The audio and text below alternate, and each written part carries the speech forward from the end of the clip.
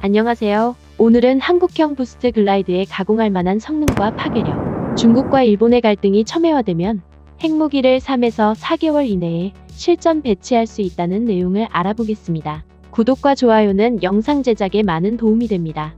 부스트 글라이드형 무기는 중국이 이미 DF-17을 실전 배치했으며 미국도 2023년에 MGM-192 퍼싱 3LRHW 배치를 발표할 정도로 상대적으로 기술적 장벽이 낮습니다. 그리고 일본이 2026년까지 지상공격형을 2028년까지 대함공격이 가능한 부스트 글라이드 방식 극초음속 무기 개발 사업을 발표한 바 있습니다.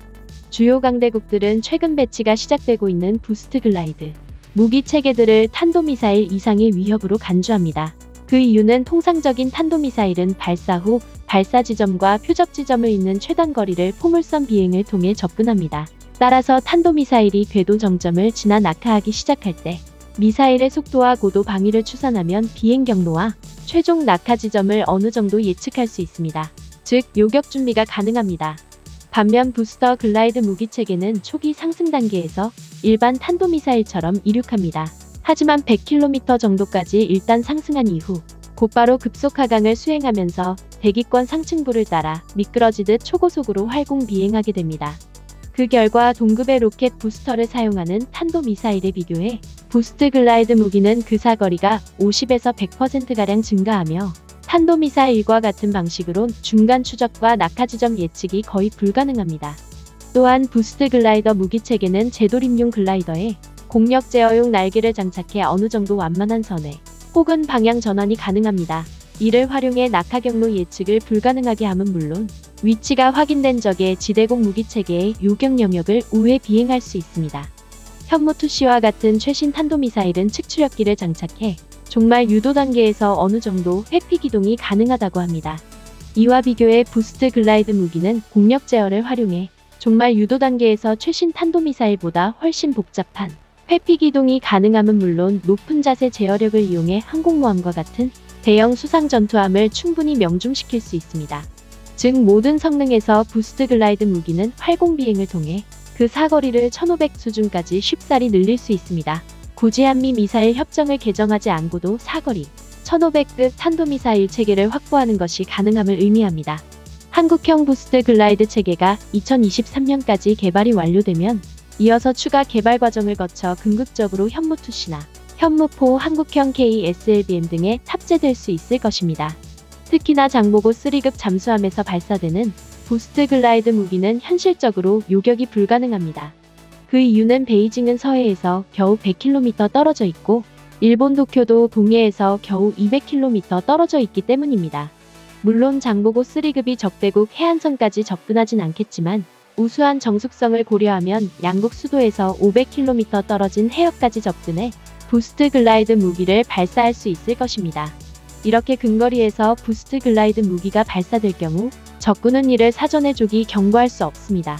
일본이 SM-3를 보유하고 있지만 그 최소 요격 고도가 80km 이상인 것과 비교해 부스트 글라이드 무기는 60km 정도의 고도에서 비행함으로 요격 범위를 벗어납니다.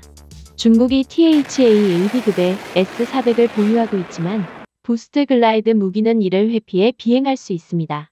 그나마도 중국과 일본은 각각 S-300PMU와 패트리엇 PAC-3를 활용해 1회의 종말 요격을 수행할 수 있지만 장보고 3급은 모델에 따라서 6에서 10발의 부스트 글라이드 무기를 운반할 수 있습니다. 사실 부스트 글라이드 무기가 고폭탄만 운용한다면 전략적 억제 능력이 없을 것입니다. 그러나 다행인지 불행인지 어찌되었던 대한민국이 보관 중인 플루토늄 239의 보유량이 톤 단위에 달하고 우라늄 235의 재고량도 상업 발전 덕분에 수십 톤에 달합니다. 즉 수백에서 수천 발의 핵무기를 제조할 수 있는 양입니다. 물론 재처리와 농축 과정이 필요하지만 한국은 충분한 기술을 가지고 있고 서울대 원자력공학과 석윤열 교수는 한국이 마음만 먹으면 6개월 이내에 원자폭탄이 아닌 수소폭탄 제조가 가능하다고 언급하기도 했습니다. 그나마도 미국은 핵실험 없이 신뢰성이 보증된 500kg 이하의 핵탄두를 개발할 수 있다는 점을 착안해 얼마 전까지 한미미사일 조약에 탄두 중량을 500kg으로 억제하고 있었습니다. 그러나 현재 탄두 중량 제한이 풀렸고 국내에서는 중량 2톤짜리 탄두를 갖춘 현무4가 개발되고 있습니다. 즉 한국은 중국이나 일본과의 갈등이 첨예화되면 6개월 이내에 핵무기와 이를 운반할 수 있는 극초음속 부스트 글라이드 체계를 배치할 수 있을 것입니다.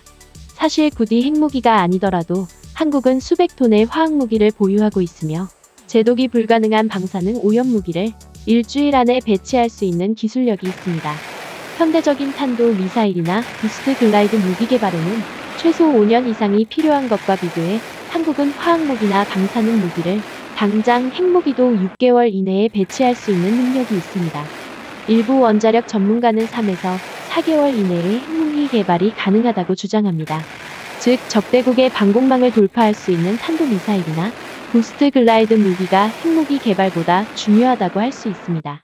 특히나 장보고 3급과 같은 전략 잠수함은 적의 선제 공격에 노출되지 않기에 아주 강력한 전략적 억지력을 발휘할 수 있을 것입니다. 한국형 KSLBM 개발과 장보고 3급 소음 감소 기술 현황, 한국형 부스트 글라이드 무기 개발과 성능에 대한 보다 자세한 내용은 밀리터리 리뷰이지 2008호를 참조하시면 됩니다. 감사합니다.